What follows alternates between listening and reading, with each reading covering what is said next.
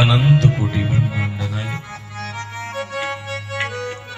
अशी तो शाश्वत वैभवाचा स्वामी दयाघन पार्वती परमेश्वराच्या मंगलमयी चरणी अनंत अनंत कोटी प्रभात समर्पित करून जगदादि जगद्वंदनीय जगद्गुरु क्रांती सूर्य जगत ज्योती महत्व बसवनादि सात सत्तर शरणी शिवयोगी संत शिरोमणी मनमथ माऊलींच्या संजीवन समाधीचं हृदय मंदिरामध्ये स्मरण करून परमपूज्य पदवाक्य प्रमाण पारावार पारदृष्टी वसंधरा रत्न राष्ट्रसंत सद्गुरू डॉक्टर शिवलिंग शिवाचार्य माऊलींच्या ही मंगलमयी चरणी विनम्र भाव समर्पित करून या पवित्र भूमीमध्ये श्री गुरु दत्तात्रेय जयंतीच्या निमित्तानं पवित्र पावन अशा या श्री रामगीर बाबा मठ संस्थानमध्ये चालत असलेला हा शिव महापुराण कथा सोहळा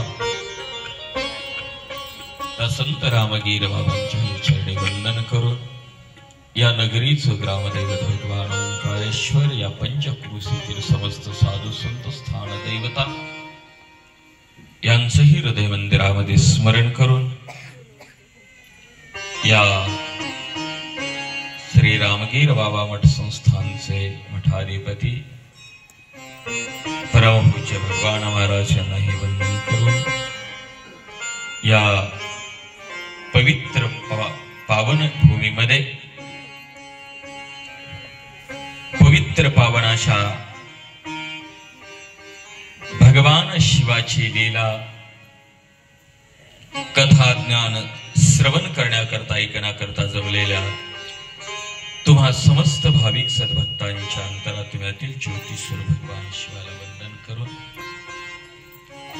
पवित्र भूमी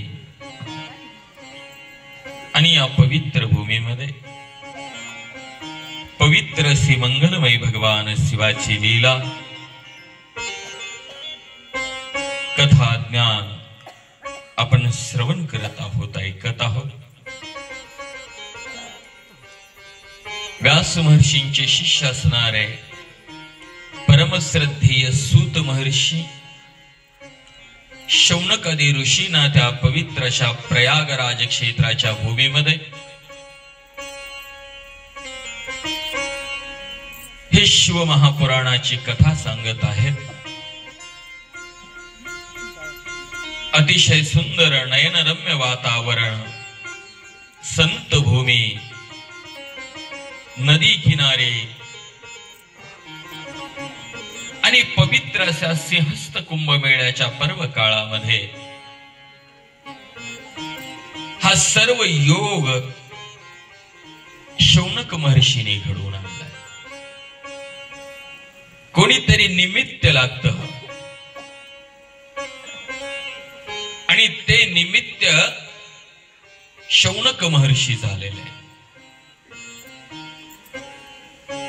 आणि बघा, एखादी गोष्ट एखादं ज्ञान, एखादा ग्रंथ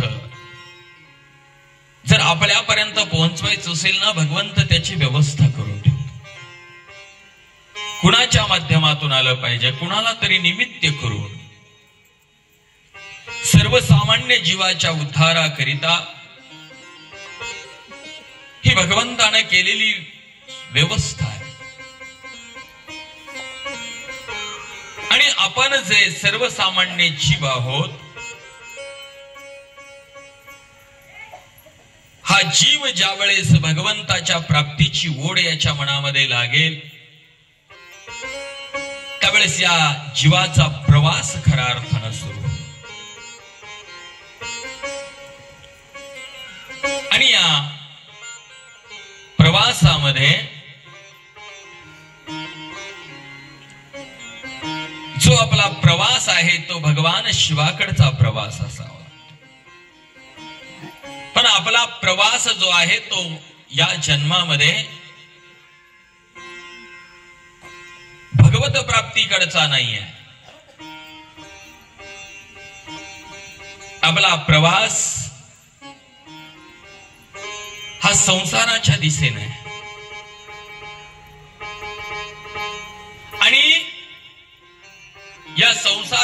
दिशेने जवळच प्रवास निघतो ना, एक परमार्थामध्ये आणि प्रपंचामध्ये उलट आहे बरं का.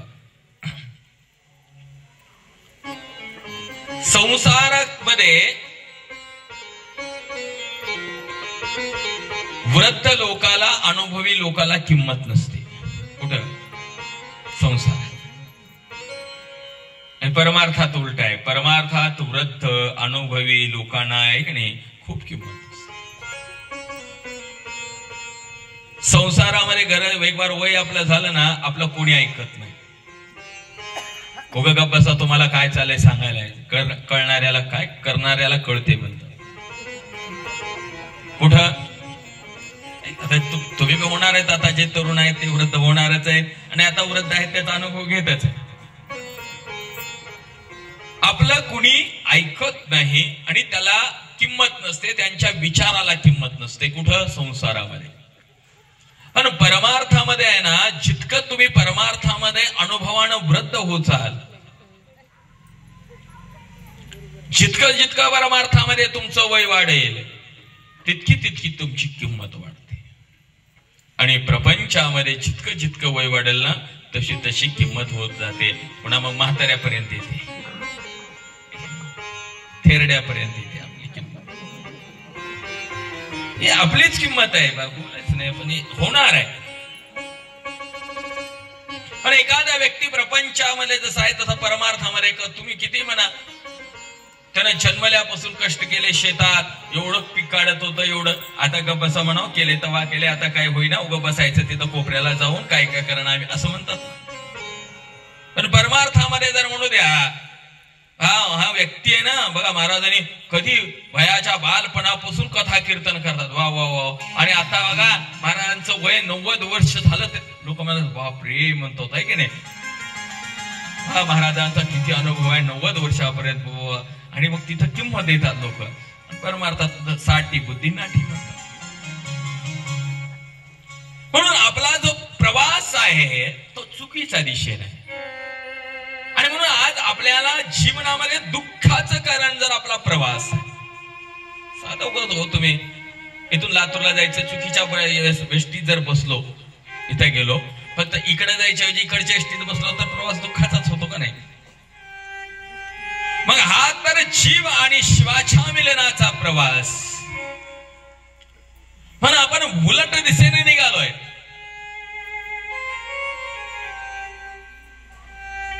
आणि सूत महर्षी शौनकादी ऋषींना सांगतात की हा जीवनाचा प्रवास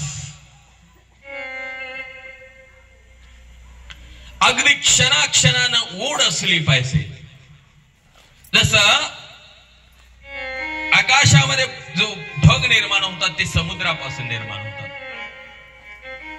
पण ते ढग ज्यावेळेस पावसाच्या रूपाने जमिनीवर पडतात, ते पडलेला पाण्याचा थेंब एका ठिकाणी थांबत नाही, त्याला पुढे जावं वाटतं, पुढे जावं वाटतं. तो पुढे चलत राहतो. त्या पडलेल्या पाण्याचं ध्येय असतं की समुद्रात जाऊन मिळायचंय मला. मग ते कुठे येईल, पडलेलं पाणी गटारीत येईल, नालीत येईल, पत्र्यावरून पडेल, रस्त्यावर येईल, रस्त्यावरून नालीत येईल, नालीतून ओहळाला जाईल एखाद्या, ते पुन्हा नदीला जाईल, आणि ते नदी पुन्हा गंगा महानदीला जाऊन पुन्हा सागरालाच. पण ज्या वेळेस ती नदी सागराला जाऊन पोहोचते त्यावेळेस पुन्हा ती माघारी यायची शक्यता नसते, ती तिथंच होऊन जाते, सागर स्वरूप होऊन. तसं तुम्हाला आम्हाला सुद्धा या जीवदशेतून थोडस बाहेर यायचंय आणि शिवदशेमध्ये यायचंय. आणि ते येण्यासाठी सूत महर्षी सांगतात प्रवास योग्य दिशेने करा. प्रवासाची वाटचाल योग्य दिशेने करा. हा जीवनाचा प्रवास आहे. हा जीवनाचा प्रवास केवळ मृत्यूपर्यंतचा नाही आहे. बाकीचे प्रवास असतात बघा, आपण प्रवासाला निघतो, जाताना घरून विचार करून निघतो ना कुठं जायचंय, कौका बॅग घेऊन निघतो बस स्टँडला, नाही माहेरला जायचंय, कुठं जायचं, तुम्ही निघता का नाही अगोदर ठरवून. मग प्रवासाला जाण्याच्या अगोदर विचार करतो, मग वेळेवर पोहोचलं पाहिजे, बस जाण्याच्या अगोदर पोहोचलं पाहिजे. आपण साधा प्रवास असतो तर विचार करतो, बसमध्ये आपण आपल्या बाजूला आहे की नाही, बस प्रवास थोडाच आहे, लातूर पर्यंतचा प्रवास असेल, अहमदपूर पर्यंत असेल तर आपण विचार करतो गाडीत जागा भेटायला पाहिजे. पहिल्यांदा जागा भेटण्याचा विचार करतो, पहिल्यांदा बसायला जागा भेटली तर बरं होणार आहे. पण जागा जर भेटण्याच्या नंतर खिडकीची भेटली तर आणखी त्याच्यातून चांगलं. प्रवास आहे तर साधा 1 घंट्याचा अर्ध्या घंट्याचा प्रवास आहे तरी इतका आपण विचार करतोय. खिडकीच्या कडेची भेटावी, काहीतरी बघा जाता येत आहे की नाही. तंबाखू खाणाऱ्या लोकांना थुकत जाता येतं की त्यांच्या सोयीनुसार खिडकीची भेटली. पुन्हा बाजूचा बसणारा माणूस जर चांगला बसला तर बरा, नाही तर उघड ढुकल्या टाकून असा अंगावर मांडा खाल्यावर कस करा. एवढ्यातून त्या बस मधला प्रवास जर आपला व्यवस्थित झाला, चांगला झाला, सुखरूप झाला आणि गेले आपण ज्यावेळेस उतरतो त्यावेळेस तो प्रवासाचा शीन जो आहे तिथं आपल्याला कोणी विचारलं कसा प्रवास झाला, जर छान झाला, बाजूचा बसणारा माणूस चांगला बसेल आहे की नाही, व्यवस्थितशीर बसला असेल, तंबाखू खाणारा नसेल तर आपण म्हणतो छान झाला. नाही प्रवास झाला पण खूप गर्दी होती, गाडीत बसायलाच जागा नव्हती.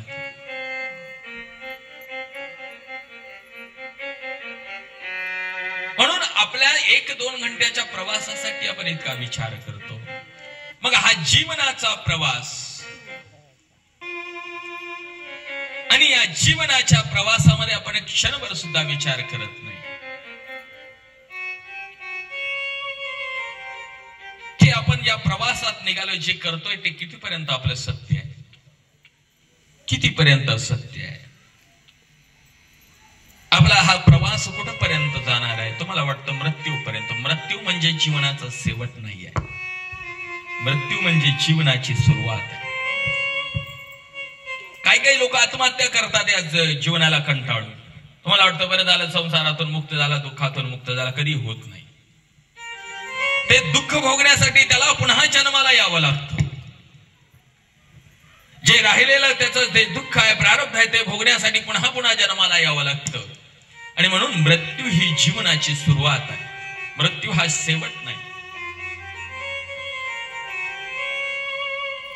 त्याच्यासाठी आपल्या जीवनातला जो प्रवास आहे, सूत महर्षी म्हणतात, या प्रवासातले आपण सगळेजण प्रवासी आहोत. आणि मग हा प्रवास आनंदाने जर करायचा असेल तर आपलं ध्येय निश्चित असलं पाहिजे. आणि ते ध्येय साध्य करत असताना हे सगळं करत आनंद घेत सगळ्या वस्तूचा आनंद घ्यायचा आहे. भगवान शिवाने सृष्टी निर्माण केली आहे, ती आनंद घेण्याकरता निर्माण केलेली आहे. सुंदर पशु पक्षी निर्माण केलेले आहेत, आनंद घेण्याकरता निर्माण केलेले आहेत. पण आपल्याला आनंद घेता आला तर बरं आहे, पण आपण नाही ते दुःखालाच कवटाळून बसतो. पुढे किती वर्तमान काळामध्ये आनंद किती चांगला होऊ द्या, माणसं मागलं सांगतात आता म्हाताऱ्याला एशीच्या गाडीत फिरवा, लक्झरी गाडीत मोठ्या.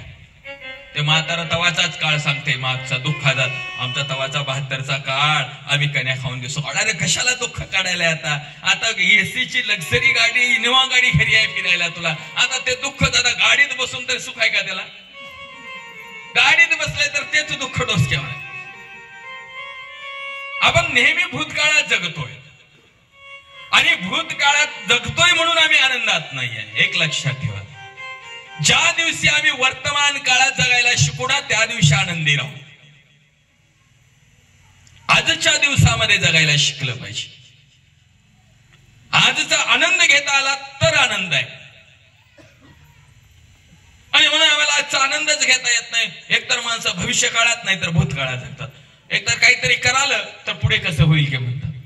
काय होईल ते होईल, तुला काय माहिती आहे पुढे काय होणार आहे ते.